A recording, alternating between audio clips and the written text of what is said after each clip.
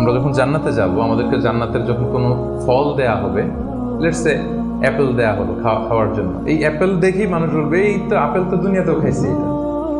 তার মানে দুনিয়াতে যে খাইছে এই সেন্স কিন্তু আমরা ভুলে যাইনি।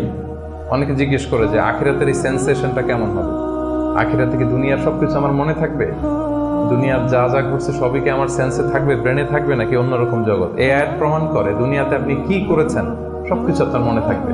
ফলে অ্যাপেল যখন দেয়া হবে দেখেই বলবে উতু বিহি মুতাশাবিহা, এরকম আপেল তো আমাকে দুনিয়াতে দেয়া হয়েছে, আর এটা তো আপেল, তো এখানে না কি ডিফারেন্ট কিছু দেওয়া হবে, তো আপেল দিতেছে কেন এখানে?